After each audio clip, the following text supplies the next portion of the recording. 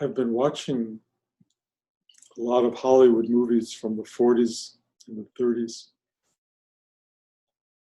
which all appeared during times of incredible national crises.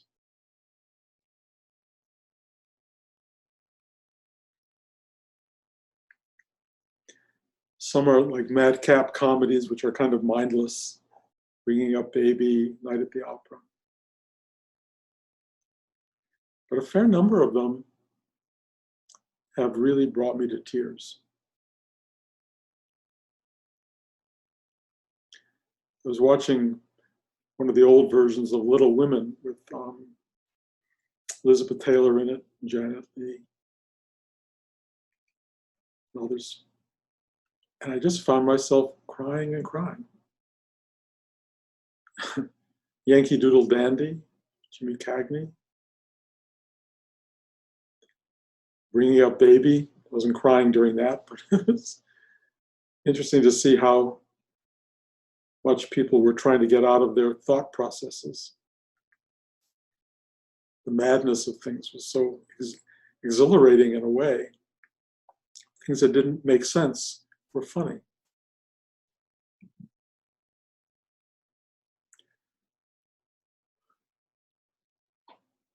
I think what brought me to tears more than anything else, and it was a kind of a running theme through many of these films, was acts of kindness.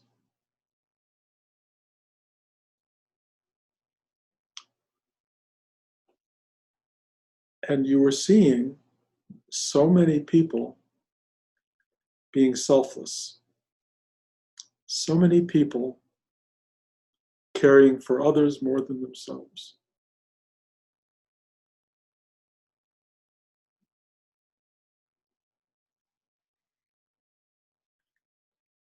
And every time I saw an act of kindness, my heart would break. Because those years, the war years, the depression years were so hard for people. And most of us in our lives have never experienced anything like that until now. And it's really interesting to see who can rise to the occasion. In periods where we're so isolated, potentially self-absorbed, what about me? I, which comes very easily in a time of social isolation. But the idea of thinking about and caring about others, being truly thoughtful, is something you actually have to work at. And if the experience of meditation and spiritual growth are meant to be in any way demonstrated in the world, meaning other than just making you feel good, making you connect to source, helping you. If it's to be demonstrated, the simplest Hollywood version of that is be kind to others. Just simply find a way to be kind. And then begin to witness how often you don't want to be that. How much of an effort it takes. How you rather people be kind to you. But from a spiritual practice perspective, your ability to express kindness to another human being or multiples of human beings will be a sign to you of a kind of opening. Because you don't have to work at kindness after a certain point it occurs. Mostly kindness arises out of a spiritual core. it simply becomes something that expresses itself by itself. But if it doesn't, this is where spiritual work enters the picture. Spiritual work is the doing in order to get in touch with the being. If you start being kind to others, you will start digging yourself into the place from which that is a natural expression.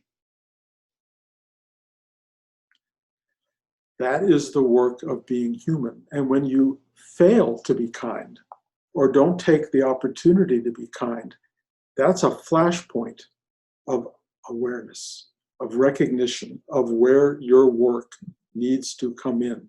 Where are you so self-centered, egocentric, me, mine, that the opportunity to be kind causes you to get tense or to get angry or frustrated or, well, what about why aren't they kind to me kind of reaction. When that starts to happen, that's not to punish you. It's to make you aware that you have areas in yourself that are needy of work, that need to be altered, that need to be changed, that need to be evolved. And that's where you focus your attention. So when you start to feel that this is a moment where you could be kind or thoughtful or compassionate or considerate, there is a resistance to that, an obstructed moment. Take a breath. See it clearly, see yourself clearly, because you will not be seeing yourself in a good light, but see that. Take that breath and then change your behavior. Act kindly. Do the right thing. Do the good thing. Do the nice thing for someone. You might even be able to use acts of kindness, not only for other people, but for yourself. There are times where you are not nice to yourself, where you are not good to yourself, you are not kind, where you are sometimes brutal and discomforting to who you are. That can come up a lot in times of global stress and personal stress, especially when it's combined, when the atmospheric reality is so conflicted and stressful that you begin to feel that as though it's your own, when in fact it's the cosmic connection to everyone, universal consciousness, collective unconsciousness. When all of that is working, you may find voices that are not nice to you. Perfect time to sit down, get quiet, take a breath, go inside, and try to focus on your heart and feel some kind of warmth. It doesn't have to be for you. In fact, that's a good moment to feel warmth for others. But who will benefit from that warmth for others? You will. When you are kind to someone else or to yourself, that mushrooms into kindness that goes inward and outward simultaneously. Everybody benefits. It may not sound like the core of a spiritual practice, but it is. It's such a simple mechanism. It's such a simple way of grading your capacity as a person in the spiritual realm. I remember a walk with Rudy. I've talked about it a lot, but it was so valuable to me. We were walking down the street, and there was some garbage on the street. And he bent down and he picked it up and he walked to the next wastebasket and he dropped it in. I just looked at him like, wow, why was he being the garbage man? Why did he do that? I had not thought to pick it up. It was in front of me as well. And Rudy looked at me and said, if it's in front of you, it's yours. If it's in front of you, it's yours. If something is in front of you and you feel conflicted with it, unkind, thoughtless, uninvolved, and it's in front of you, you are not engaged in a spiritual way. You are blind to the opportunity of the moment. What is that opportunity? Be kind. It's really interesting because now, when we go out, we're all wearing masks and we're hidden, which gives us a real opportunity to not be seen, to be invisible in the world. And we can't see smiles. We can't see the kindness being expressed from the face. I'll tell you though, last night I saw a governor talking and a woman behind him who was doing sign language for people. And her mask was plastic around her mouth, so she could lip sync what he was saying. And I thought, well, that's brilliant. That's brilliant. Why don't we all have masks that are plastic and we can see the smiles? Why? Because smiles are expressions of kindness. They're simple. You see someone smile and you feel good. It's a kindly moment. It's a transmission of something wonderful. So in lieu of getting masks that have plastic, and I hope somebody starts to sell them, what can we do to express our kindness? Yes, you can look at people kindly, but they don't pick that up. But you can do things. It's how you behave. It's how you speak. It's how you reach out in physical ways, in demonstrable ways where you can actually, if someone drops something, bend down to pick it up for them, help somebody do something. Of course, in times of social distancing, that's not so easy. But what are the things you can do? I've talked about this in the past. Reach out, call, write, feel, and send kind thoughts to others. That may seem like a waste of time on some level because, how are people going to know that you're doing that? Trust me. It goes out there. It fills the vacuum. It fills the space. I was lying in bed the other night and we have spent way too much on our house. and the contractor came over the other day to show us how much we have gone over our original budget. And I like this guy so much. He's my son Josh calls him a concierge contractor. He's the nicest guy in the world. And everyone who works for him is angelic. On the other hand, he charges a fortune. And I suddenly saw the demand, and I really, nothing in me reacted. It just went, okay.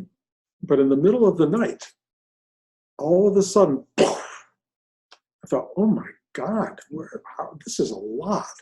And we've overspent, and what have we done, and why have we done that? And all the voices that come into people in their middle of the night or sometimes during the day experience.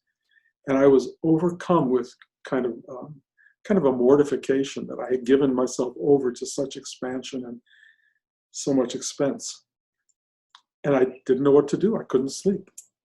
And I used this idea of kindness. And I lay down on my back and I just started breathing into the system and started saying, these thoughts are not going to provoke anything but discomfort, lots of discomfort. There's no reason to have that measure of discomfort. You don't have to do that. You don't have to go there, but you're going to have to do the work to clear it out, especially if you're going to go back to sleep, which was a very big desirable outcome. So I just laid there and I started doing the work. And I started going into my heart. I went into my throat. I went into my third eye chakra. I went into my navel. I started doing hand movements.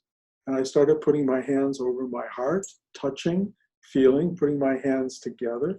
I started reaching out and I started conducting a class. In a way, it was a class for me, but it was also a class in a way for everybody. And as I laid there, sending out all of this blanket of love and care and compassion and something that was overcoming the noise of the mind, I found myself in this exquisitely beautiful space of going aso. Now, I've talked about aso many times in these classes because it's a Zen teaching about like a monk who just goes aso all the time to whatever is happening. And it's a simple phrase, but he could be given $1 million, he goes aso. He could have $1 million taken away from him, aso. Whatever it was just, okay, allow, accept, it's okay. And in a way, I brought myself into a deep moment of aso. What's the worst that can happen? I'll take my house away. Blanche and I will be somewhere, I don't know where, in an apartment. We have to get rid of everything we have if things got really terrible. I don't think that's happening, by the way. But if that were to happen, the lesson of aso, because the great teaching is they're going to take it all away. They are taking it all away from all of us. Every ounce of what we have, everything that brings us pleasure and joy, everything we've worked for, every bit of reputation, every bit of our story and our history, good and bad, is all going to be taken away. And the only thing that will be left is a memory of, or an indelible imprint, if you will, of the kindness that you showed to the world. That is what stays behind. Trust me, you may not believe that. But the kindness that you put out there, no matter what the choices you made, right or wrong, good or bad, no matter what's coming to haunt you, sit down, do the work, open your heart, be kind to others, be kind to yourself, and watch what happens. You can literally experience being kind to yourself in the same way that you can experience being kind to others. The opportunity arises all the time for all of us to do that. And if you do the work, which in our practice is take a breath, open your heart, ask for help to surrender, and feel this thing inside us. What is that thing? The word that I keep using in the last weeks or so, and certainly in the past, is source, the source. I don't know what that source is. And I know I say this week after week, so forgive me, you can all turn off your computers now if you want. But source to me has one fundamental element, actually three: love, beauty, truth. I say it endlessly, but I keep thinking of it. Somehow, out of whatever this nothingness is, out of this emptiness, out of this complete annihilation of all that could ever be, came love, beauty, and truth. And I look around me and I see beauty, I feel love, and I sense the truth of that. There are moments where the universe takes all of that away from me, and they are the worst moments, and I get them on a regular basis. They take everything away, and I am left in an empty, depleted state, and all I can do is sit there and know that somehow that nothingness created each of you. And all I have to do is think about you guys, truly. And I can tell you, each one of you individually, I can think of you, and I do. And my heart goes, and I experience gratitude. I don't know how you guys arrived in my life. I don't know how we came together in this lifetime, but we have. And there is a beauty in that, and there is love in that, and there is truth in that. And all I have to do is take this crazy mind and focus it on that, and know that out of source, whatever source is, you emerged. And I am, to this second, profoundly grateful for each and every one of you.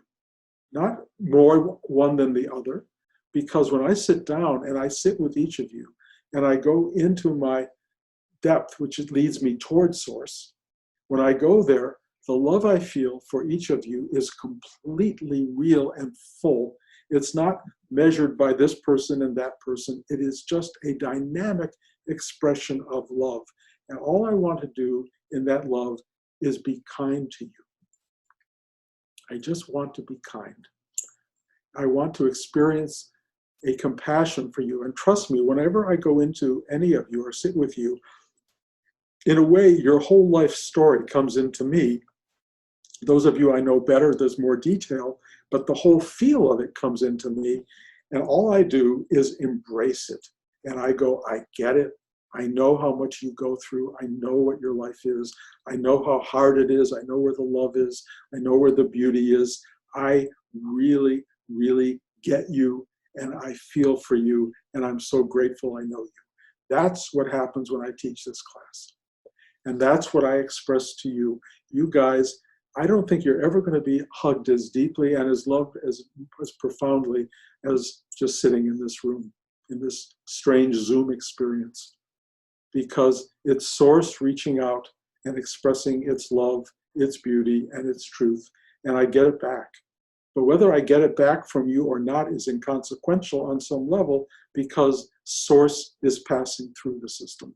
Source is delivering. And Source is the source of kindness. It's true kindness, thoughtfulness, love, gentility, strong effort. It can punch me in the back. You know, I mean, there is work involved. And you know that work when you don't feel kind and you don't feel thoughtful and you don't feel like you want to reach out to somebody and be good to them. But if you can learn to do the work, you will be a good person. Goodness is another word, by the way, which resonates with kindness. Goodness is something you are, or you learn to become, and you learn to express. And when you learn to do that, this spiritual journey that you've been on for all of these years, and many of you here now for moving toward half a century, its outcome is not, oh my God, you're so spiritual, oh, you're so wonderful, you're so pure. Forget that. Forget that. It isn't about that. It is about one thing. Are you kind? Are you kind? You can each answer that for yourself. You can find where you are and when you're not. When you're not, that's your practice. When you are, you're in touch. You're in Source. You're part of the Source. Because I think the Source wants to deliver kindness to everybody in the world, and it's trying all the time, but it needs conduits. And you are the conduit of kindness. You are the conduit of compassion. You are the thing that gives to others. That's what you are. And if you fail at that, then just work harder. Don't beat yourself up. That's when you work on yourself. Be kind to yourself, then be kind to others. And you will be of such service to this world. And here we are in the worst pandemic of our lives, in our life. And what do? Well, we learn to be kind to each other. My screen just popped up and made all of you very small. Now you're back. Anyway, I'll take that as an end point. I don't have anything else to say about this. All I can say, again, is it's in your hands. You can have a teacher reminding you. You can read 1,000 books that kind of tell you. You can watch Hollywood movies from the 30s and 40s, which will push that button, you know. But the button is so simple, so simple. Be kind. Okay. Have any questions about? It's pretty simple. Are there any questions at all? George. You're becoming the Dalai Lama. So that's his message and yours too. You're a bodhisattva at this point, Bruce. Thank you. I think I've said this before. Forgive me because I repeat myself so often. But I used to dismiss the Dalai Lama because his message was so simplistic. And his message was completely compassion. I have now learned that that's the message. So, you know, it's so funny. The Dalai Lama offered to be my teacher when I was a kid, and I turned him down. I was in Dharamsala in his was a bungalow really, but I guess it was the palace where he lived. And I told him I was looking for a teacher, and he said, well, I can teach you. I would be happy to be your teacher. And all I could feel was, yikes, I don't think he's my teacher.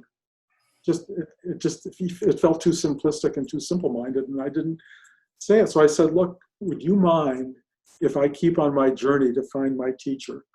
And if I don't find him, can I come back? He said, sure. He was the first person ever to do that. Other people said, what do you mean? I'm your teacher. You don't take me now, you don't get me. I mean, I literally had that. I can name names, but You had to wait to meet a Jewish guy from Brooklyn. Yeah, I had to meet a Jewish guy from Brooklyn who led me back to the Dalai Lama, and now everyone's my teacher. Source includes everybody. There's nobody who isn't part of the teaching. But arriving at simplicity, which really is, I think, this teaching of compassion and kindness, is it's what it is. And I don't know what more to teach. There's transcendence of all of this, but that's all going back into the source from which this comes. And we all come from there. We're all heading back to that. And I will tell you, you can go back to that in fullness and in emptiness, and who knows what you'll get. But all I can tell you is, while you're here in this enormous expression of life, this amazing thing called life, be the conduit for that simple message. That's all we have to do. That's it. You pull that off, you've done it. You've done the work. You are a source. You are a conduit for source in the world. And that's all we're being asked to do, really. Day by day, minute to minute. George? I just want to say that I've been listening to, the Dalai Lama has a new music record out with mantras. And you can get it on YouTube or Spotify. And it's just a wonderful sort of bodhisattva thing to listen to. So Thank you. It's called Inner World, I believe. Anybody else? Charlene. You're on mute, honey. I can't hear you. Gotcha. Okay. This was very appropriate, perfect for today, because there are a number of people I've been calling and checking up on regularly. And I thought, well, let's just see what happens if I don't call them for a week. They didn't call me. So I had a day of going, they didn't call me, and now I'm just, okay, fine. I guess it's me. I'll call them. Doesn't matter. It's that simple, ultimately. If you're not shown kindness by somebody else, show it to them. Yeah. It really works. It's hard to express how meaningful it really is and how easy it really is and how resistant to it we are. Because there's that egocentric thing that wants it for ourselves. Mm-hmm. And the only real way to get it, and I don't mean to be selfish about it, but the only real way to get it is to give it. Yeah. It's really, really important. And it is true that better to give than to receive. It is true that you feel better when you give. Right. Of course, if you do it for that reason, it gets a little complicated, but still better than not. Yeah.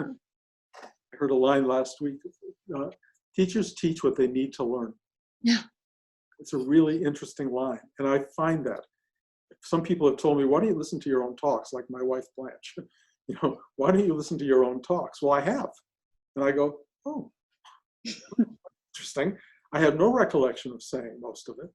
And I feel in many ways the beneficiary of some of those old talks. And even of this, I learn it as I give it, and it comes back to me when I need it. And we're all here for the same thing. We give the thing we need to learn, and we are the thing we need to learn. And at the same time, we are the teachers. So be the teacher, be the conduit, be the expression, and it'll come back. You'll learn it as you do it. It's really incredible. Bruce, can I say one other thing? Sure. I just want to express my gratitude because you are a great communicator. And you say things more clearly than most other people. And thank you. Okay. Thank you, George. I don't know that I was always a good communicator. I don't know where it comes from. This is the 30th, this last Friday was the 30th anniversary of Ghost, appearing in the world as a movie. And I realized I was given a gift to create that. I don't know where it came from, but I paid attention and I did it. And I spent all those years building up to it. I didn't have a career until I was in my 40s. I never gave up. I persisted. Those are all the things one needs to do. And one of the gifts that I was given and learned to use was how to write or how to talk, you know, and that's really something, everyone gets a different gift. People have other gifts that have nothing to do with speech, have everything to do with the way you open a can for somebody or pour a glass of water for somebody. It can be that simple. And when you find your gift and use it, whatever it may be, and we all have them, we all do. And mostly you'll find it when you're nice to somebody. Thanks, George. Thank you. Thank you. Bruce, Somebody else? it's Jenna. Just something came up, and I hate to make something less complicated, less simple than it is. But could you talk about, is there a place for the old adage, cruel to be kind? Like maybe sometimes to be true to somebody may be more kind than to be kind. Is there a place for that? Absolutely. Yeah. By the way, I can't see you. I have a picture of a dog. I don't know why. Kindness, a true act of kindness, may sometimes be speaking truth, withholding something. I mean, yes, there are complicated ways to be kind to people, but sometimes tough love, as they call it, tough kindness is the right way to go. But if it's done with a deeply open heart and with a great deal of consciousness, you will serve the other person and you will express compassion to them in the midst of withholding or speaking truth or making them less than happy with what you have to say. It is something that one can learn, but it's a complicated arena, and I would not jump into that too quickly. Unless you're really gifted at expressing kindness through truth and withholding or whatever it may be, don't rush into that. Because I think for many people, they take advantage of thinking they're being kind by saying something when in fact they're being punishing. And you have to look at really what's the real source, the real clarity of what's happening. Kindness will flow without any kind of interpretive sort of feeling about should I do it, should I not do it. It'll be a natural expression, not a controlling expression. So you have to learn the difference. That's more evolution. But right at this point, I'm trying to give you the simplest of versions, which is just be nice. Just be nice. Okay, I think that's enough. We'll be back in LA in a month. These talks will be posted every week if you need or want to hear them. I think they're getting pretty redundant on some level, but you know they do come from the moment. And I say, the moment is everything. The moment is alive. This moment is real. And as one can rise from the moment into the space around us, we become an embodiment of the moment, and it's very vibrant and alive. So that's the only real value of these talks, even though you've heard them 1,000 times. They're imbued with the energy of right now. So they're always available online. And I'll be back in LA and to see you guys in 4 weeks. I really, really, really love you. And I mean that to each of you very, very specifically. So thank you for showing up today. I look forward to hearing from you or seeing you or however that works. But I was grateful you're here today.